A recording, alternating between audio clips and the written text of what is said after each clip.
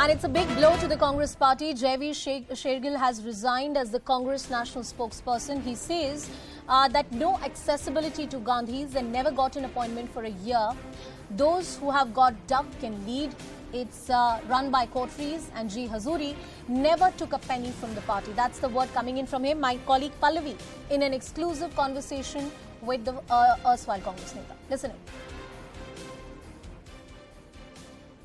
Yet another setback to the Congress party. Jaiveer Shergill quits as a member of the party. Jaiveer, it's a sense of disillusionment because of which you've decided to quit the party?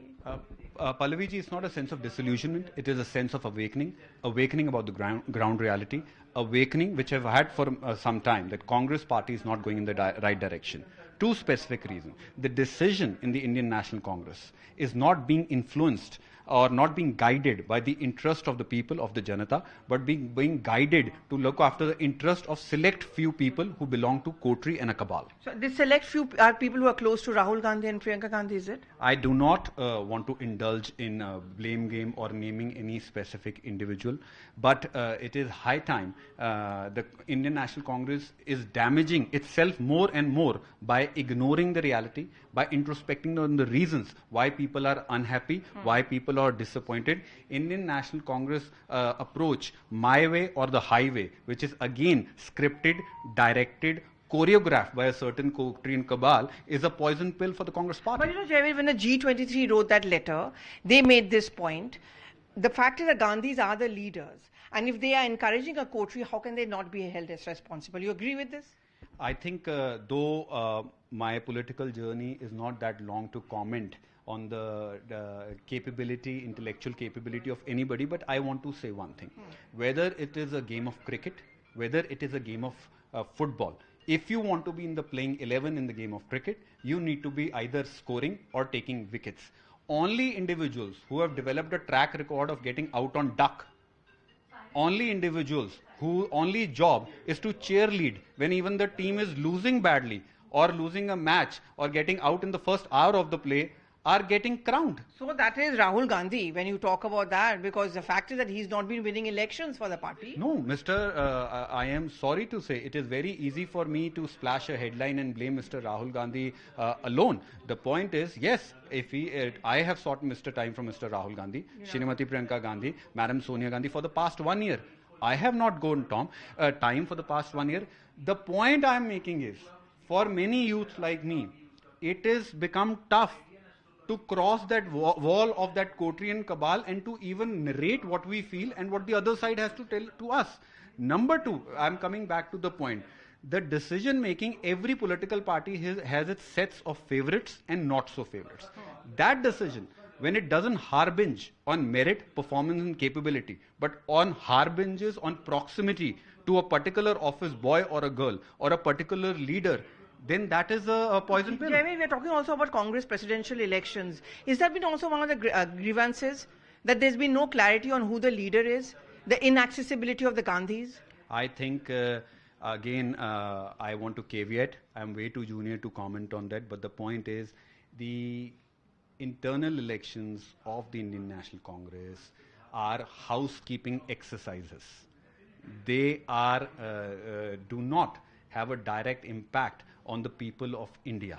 So you think Rahul Gandhi should not be the Congress president? Congress has a democratic system of appointing a president. Mr. Rahul Gandhi or any individual has her or she or him has the full right to contest elections. So he should be contesting, not presume that he should be becoming the president. No, I think it's not my place to say it. Even if he contests and nobody else finds the nomination, then it's game over. Again, the point is, irrespective of whoever the president is, if the decision making is to be weighed in the scales of G. Hazuri, Chamchagiri, not of profit and loss of electoral losses, not what the aspirations of youth, being highly dominated by an extreme left ideology, then the Indian National Congress is not going in the right direction. And last question is, many in the Congress party will react to your resignation as saying that this was the weakest time of Congress.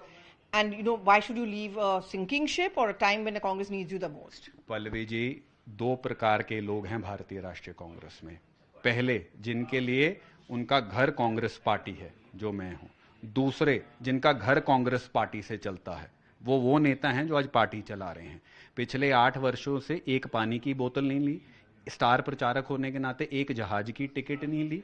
और जहां तक weakest की बात होती है, कुछ नाम ना लूं, मैं बहुत युवा हूं, 2014 से लेके 2019 और हाले इलेक्शन में मैं 18 घंटे एआईसीसी के मैदान में मैं और मेरे कुछ 2-3 साथी अकेले खड़े होकर पार्टी के लिए मोर्चा संभालते थे, जब कई जो लोग आज ताजपोशी करके बैठे हैं और वाहवाही लूट रहे हैं अपने घरों में बैठे होते। टीएमसी, आप और BJP?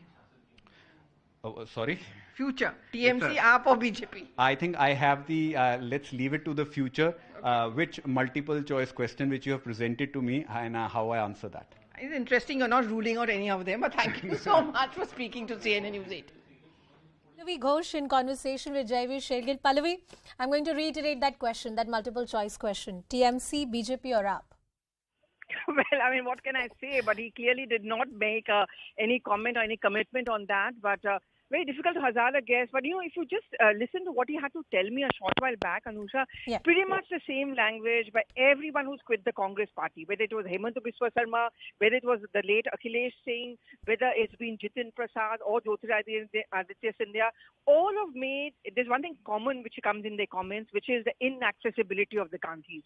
The fact that they've not been able to get appointments, the fact that they've not been able to reach out, that there is a coterie which works as a kind of a wall between the party workers and the party leaders and the Gandhis. And this is ominous sign, I would say, Anusha, because we are looking at a Congress party which is poised for Congress presidential elections.